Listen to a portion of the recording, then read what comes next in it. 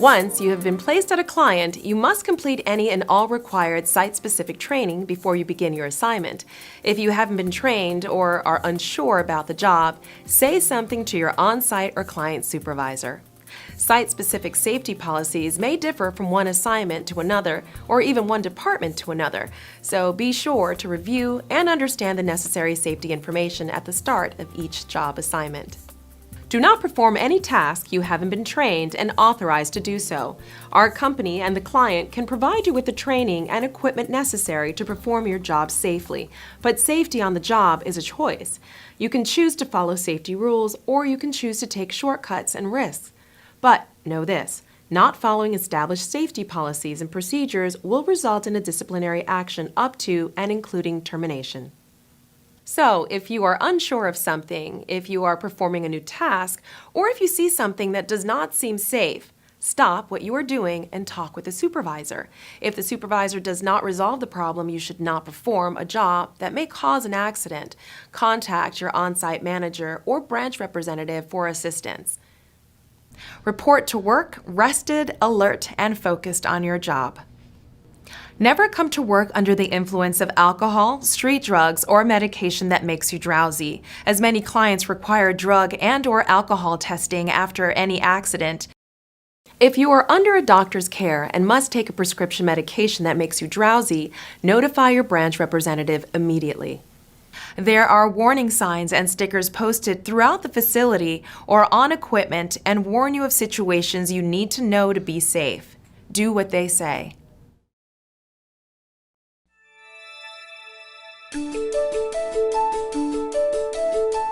At times, you may be asked to do work that you, as an associate, are not allowed to do. If this occurs, be polite, but inform your supervisor that you are not allowed to do the following tasks. Perform any type of maintenance, electrical, or related work that requires specific knowledge and training. Work involving blood or infectious materials. Operating machinery or equipment outside the scope of the job you were hired for.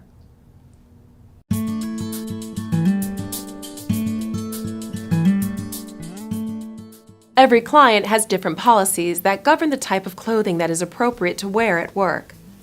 Before the first day of your assignment, be sure to ask your branch representative what type of clothing you are expected to wear and if there are any dress code restrictions that apply at your location. Wearing inappropriate clothing can cause you to be sent home and, in some cases, dismissed from your assignment.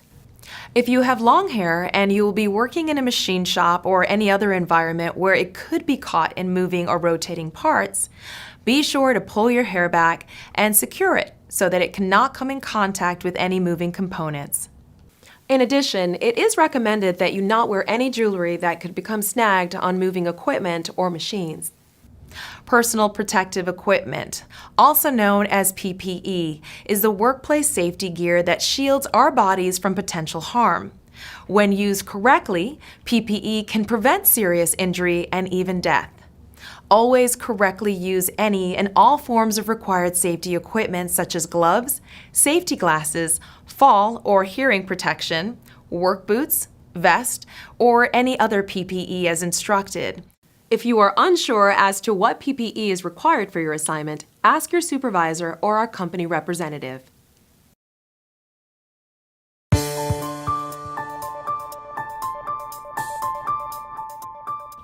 Every work site is required by OSHA, the Federal Occupational Safety and Health Administration, to have an emergency action plan.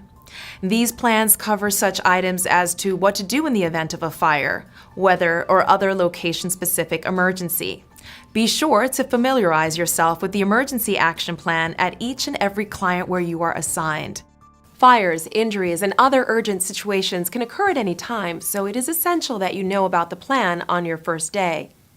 Take time to review emergency exit maps and ask questions as to what your role is during an emergency situation.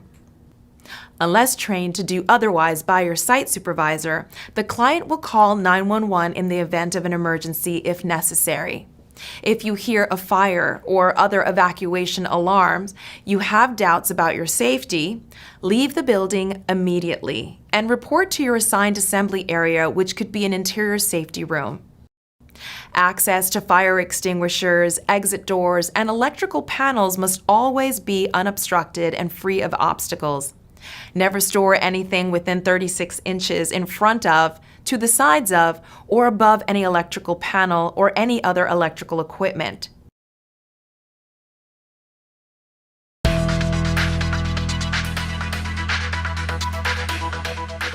Before you begin your work assignment each day, review your work environment for potentially hazardous conditions.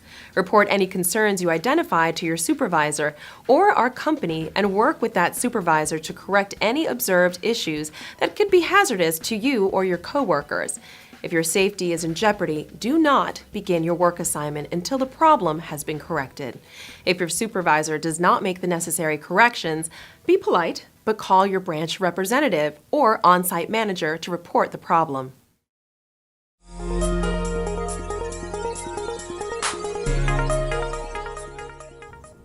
Most facilities have equipment with moving parts. No matter what environment, you are protected from these moving parts by machine guarding. It is important to always use the correct machine guards. If you are an equipment operator, it is your responsibility to ensure that all guards are in place and properly functioning before you begin to operate the machine. Never, under any circumstances, should you operate unguarded machinery or remove any guards. Finally, never leave any machine running while unattended, and be mindful not to place your hands or any other body part into operating equipment for any reason. If you are an equipment operator, be sure you know the location of all emergency stop buttons or emergency stop pull cords. If you are asked to work on equipment that is unguarded or otherwise unsafe, tell your supervisor and your branch representative or on-site manager. If you are an equipment operator, always remember to check the equipment as well as the surrounding area to make certain that it is clear and in good operating condition before you turn on the machine. When a machine is being serviced or repaired, it should be locked out and tagged. Never attempt to start a machine that has been locked out, and never remove someone else's lock or tag for any reason. Do not service, repair, or clean out a jammed machine if your hand or other body part could be exposed to running mechanical, electrical, or other hazards until the equipment is stopped, de-energized, all stored energy is released, and the lockout-tagout process has been completed.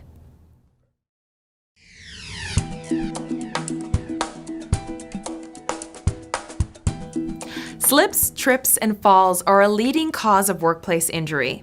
There are a number of causes, but clutter, spilled liquids, tools, pallets, trash left on the floor, hoses, and cords are major contributors. Your responsibility is to keep your area clean and orderly and do not store items in places where other employees walk. Whenever you have downtime, take the initiative to clean up your work area. Watch where you walk at all times, and keep an eye on the path ahead of you. Don't carry a load that obstructs your vision. If you see a potential trip hazard, correct it right away. When using the stairs, be sure to hold on to the handrail. If you trip, you will be able to catch yourself before you fall. Never cross the conveyor system except at designated areas, and never run at work. Identify blind corners or locations in the work environment to safely move through the area. You need to always give forklifts the right of way. Use dome mirrors if provided, or always listen for equipment in the area. Aisles should always be kept clear, and there should be at least 44 inches of unobstructed space in the aisleway.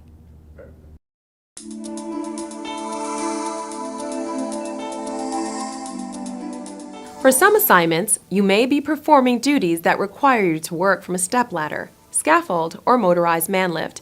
You should never be working from an unsecured ladder, as this type of work is restricted within our company. For a traditional rolling ladder that has handrails and is gravity-fed to stay in place, allowing you to control your work assignment. In most work assignment, the only ladders you should encounter are the rolling ladders.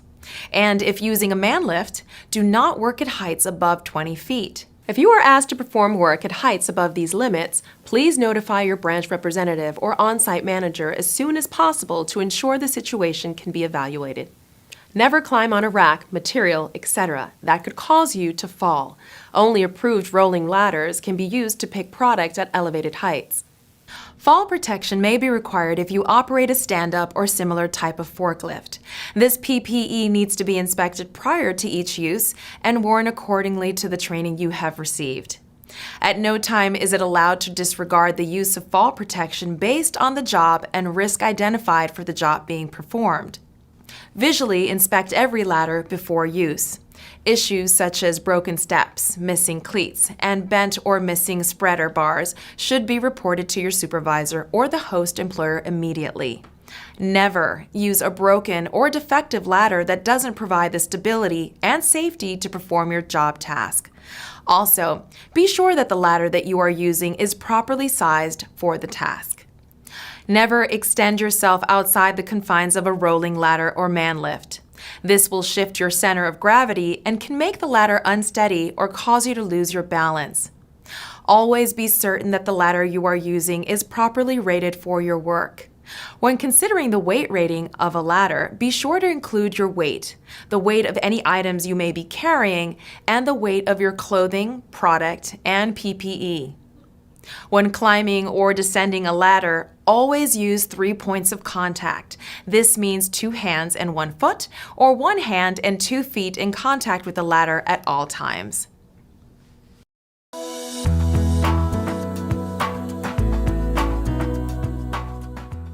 The most important thing to remember with hand tools is to use the correct tool for the job.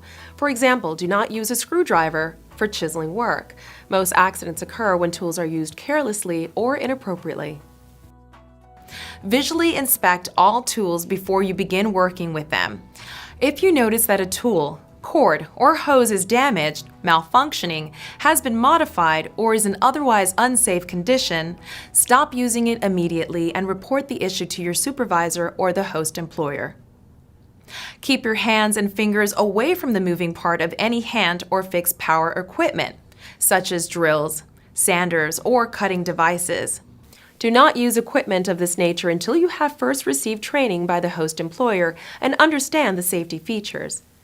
Do not allow power cords to dip into puddles of water or liquid, even if you believe the line is protected by a ground fault circuit interrupter. If the GFCI equipment were to fail, there would be no protection for you. Most electrical equipment is grounded with either a 3-prong plug or 2-prong plug and insulation. If the 3rd prong of an electrical or extension cord is missing, stop. Do not use the equipment as this is a grounding device and protects you from electrical shock in the event of a short or malfunction. For the same reason, do not use an adapter to plug a 3-prong cord into a 2-prong receptacle. If you use box cutters, do so carefully. Never place your hand or arm in the cutting path.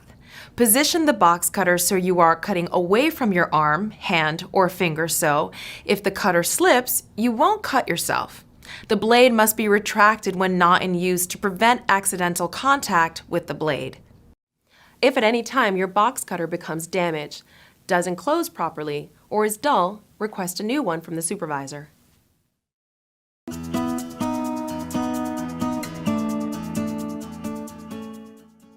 By federal law, you have the right to know about hazards associated with the use and handling of hazardous chemicals in your workplace. Additional site-specific training may be required and completed at the client location depending upon your assignment. Every client that uses hazardous chemicals has and will provide access to a written program including a list of on-site chemicals and safety data sheets, or SDSs, for each chemical in their inventory. The only exception to this requirement is consumer products that are labeled as such. While some of the information on the safety data sheet is technical in nature, sections on recommended PPE and what to do in case of an exposure or spill appear in clear, easy to understand terms. The best time to learn about the hazards of a chemical is before you use it, so be sure to read the SDS for any chemicals you are asked to use or ask your supervisor.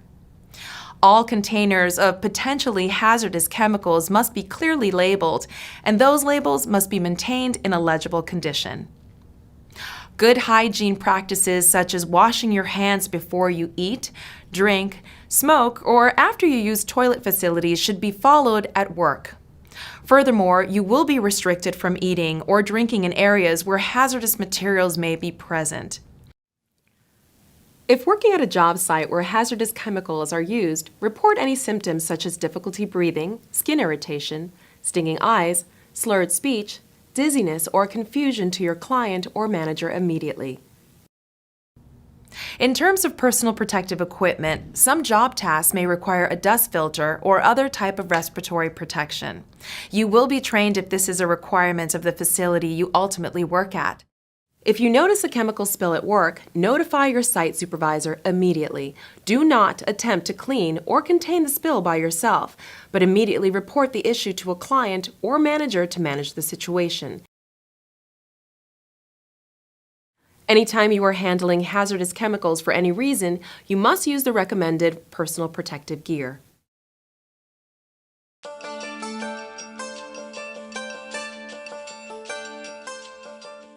You may be assigned to a work environment where forklifts are used to transport materials on a regular basis. At a minimum, be sure to comply with the following safety practices. Always be aware of forklift traffic and remember that just because you can see and hear the driver doesn't mean they can see and hear you. Always be prepared to yield the right of way to forklift operators. Never approach a forklift without first making eye contact with the operator and getting their consent.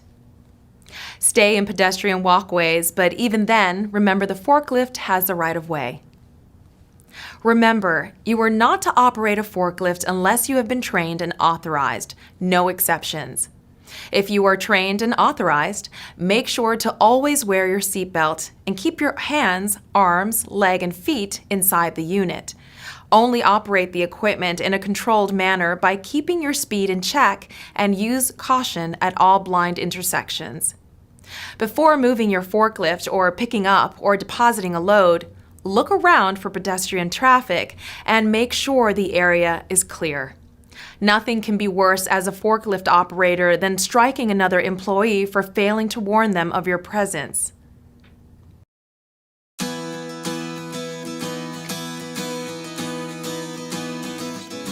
You should never, under any circumstances, attempt to lift more than 50 pounds without assistance. If an item is too heavy or awkward to lift by yourself, ask for help. When possible, use material handling equipment such as a pallet jack or hand truck to assist with any heavy lifting. Before you lift anything, you should begin your day by stretching your muscles, and then make sure you have a clear path to where you will set the item down. Most lifting should be performed in the safe zone, which is between your knees and shoulders. Lifting above shoulder height can cause strain and should be avoided. Ask for assistance in the handling or movement of pallets. Never try to lift or move a pallet stacked above your chest level out of the safe zone. If you need to lift something below the safe zone, plan the lift. Where does it need to go? And how far? Are there areas where the job can be replanned to reduce the lifting exposure? Make sure you move the load as close to your body as possible. The green zone. Limit the bending at your waist by bending more at your knees. Don't try to lift multiple items to finish a job faster, as this will place undue stress on your muscles. You want to concentrate on lifting with your leg muscles, not your back. Do not twist. Twisting your back when lifting places undue stress on your spine and back. Instead of twisting, lift the item. Pivot your feet in the direction you need to go, then set the item down.